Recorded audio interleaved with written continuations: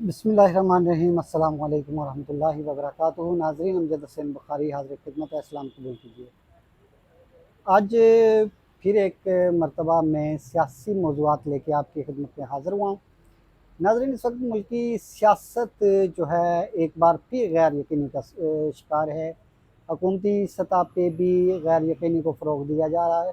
जहाँ मईशत के हवाले से अच्छी ख़बरें सामने आ रही हैं, वहीं सियासी माहौल में कुछ अच्छी ख़बरें देखने को नहीं मिल रही, ना ही सुनने में आ रही हैं।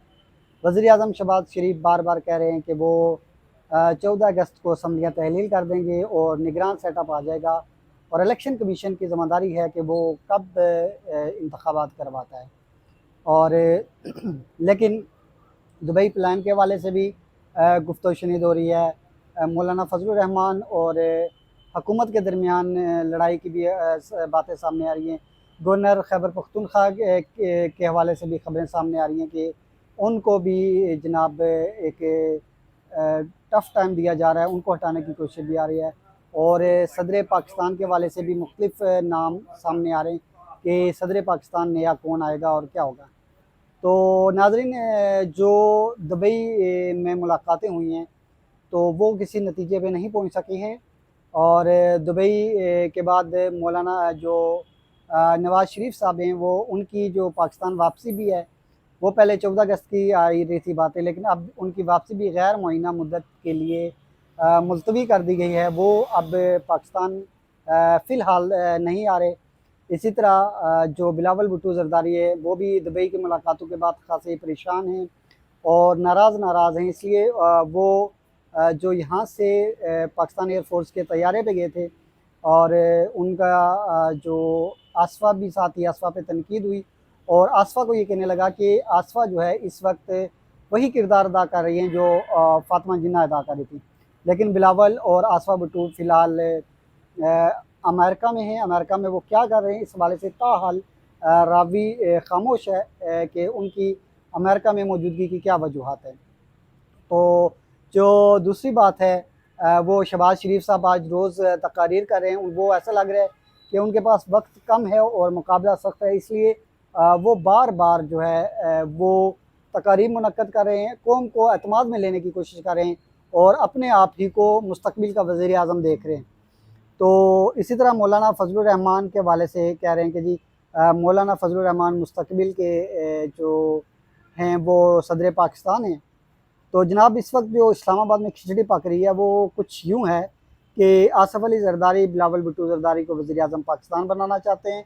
आसफ़ा को वो वज़ीर आला सिंध देखना चाह रहे हैं। इसके लिए वो मुकम्मल लॉबिंग भी कर रहे हैं कि आसफ़ा को जो है वज़ीर आला सिंध बनाया जाए। और इसी तरह नवाज़ शरीफ साहब की कोशिश है कि वो एक बार फिर वज़ीर-ए-आज़म पाकिस्तान बने और मरियम नवाज़ शरीफ साहिबा जो है वज़ीर आला पंजाब बने। शायद यही वजह है कि उन्होंने नून लीग की क़यादत को ये पैगाम दिया है कि कोई भी इत्तेहाद जो है वो पंजाब में किसी भी सियासी जमात के साथ नहीं होगा और वो अकेले ही सोलो फ्लाइट करेगी मुस्लिम लीग नून। और रह गए मौलाना फजलुर रहमान, वो ख़ुद को सदर पाकिस्तान देख रहे हैं, जबकि अपने फ़र्ज़ंद अर्जमंद मौलाना असद को वो वज़ीर आला खैबर पख्तूनख्वा बनाने के लिए लॉबिंग कर रहे हैं। और इसी हवाले से वो नून लीग के साथ भी और पीपल्स पार्टी के साथ भी पस पर्दा मुलाकातें कर रहे हैं। लेकिन इस सारे पस मंज़र में जो वज़ीर-ए-आज़म शहबाज़ शरीफ हैं, वो भी लॉबिंग कर रहे हैं कि वही वज़ीर आला बने और हमज़ा शहबाज़ वज़ीर आला पंजाब हों। लेकिन जो दोनों भाइयों के दरमियान इस मामले पे ख़ासी ले-दे भी हो रही है। अगर मौलाना यानी शहबाज़ शरीफ वज़ीर आज़म बनना चाहते हैं, तो फिर उन्हें लाज़मन मरियम नवाज़ शरीफ को वज़ीर आला पंजाब बनाना पड़ेगा।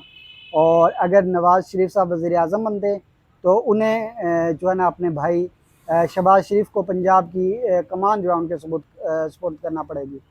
तो इस सारा जो पस मंज़र है या सारी जो सूरत है, इस वक्त जो लॉबिंग हो रही है, वो अपना-अपना हिस्सा बटोरने की कोशिश हो रही है। और सबसे हैरानकुन बात ये है कि इस सारे जो पस मंज़र है या लॉबिंग है, उसमें पाकिस्तान के बारे में कोई भी नहीं सोच रहा। हर बंदा हर भी सियासतदान जो भी किसी पार्टी का सरबराह है, वो अपने बेटों और बेटियों के बारे में सोच रहा है। वो किसी भी पार्टी के दूसरे कारकुन के बारे में नहीं सोच रहा कि शायद उसे ये ओहदा दिया जाए, उससे पाकिस्तान के मुस्तकबिल उसके हाथ में दिया जाए। ये बिल्कुल ख़ानदानी है। जैसे पिछले अरसे में लड़ाई भी यही हुई थी कि मौलाना फजलुर रहमान जो है वो अपना हिस्सा मांग रहे थे, आसफ़ अली ज़रदारी साहब अपना हिस्सा मांग रहे थे और नवाज़ शरीफ भी अपना हिस्सा मांग रहे थे और हिस्सों की लड़ाई हुई थी। बहरहाल उसमें शहबाज शरीफ ने बड़ा अच्छा मुनासिब किरदार अदा किया था कि उन्होंने कहा था कि हम फ़िलहाल पाकिस्तान के लिए काम करते हैं, पाकिस्तान के लिए सोचते हैं। बहरहाल अब जो इक़्तिदार के हिस्से करने की कोशिश की जा रही है, उसमें बज़ाहिर यही देख रहा है कि इसमें फ़ायदा किसी एक सियासी जमात का नहीं होगा, बल या नुकसान किसी एक सियासी जमात का नहीं होगा, बल्कि फ़ायदा और नुकसान पाकिस्तान का होगा। और इस सारी सियासत में इमरान खान साहब एक मरतबा फिर शोला बयानी पे उतर आए हैं। हालाँकि माज़ी में भी उन्हें शोला बयानी का नुकसान उठाना पड़ा है और अब जो है वो जो जेआईटी के साथ उन्होंने बात की है, वो भी किसी फ़ायदे में नहीं रहेगी बल्कि उनको उल्टा नुकसान होगा।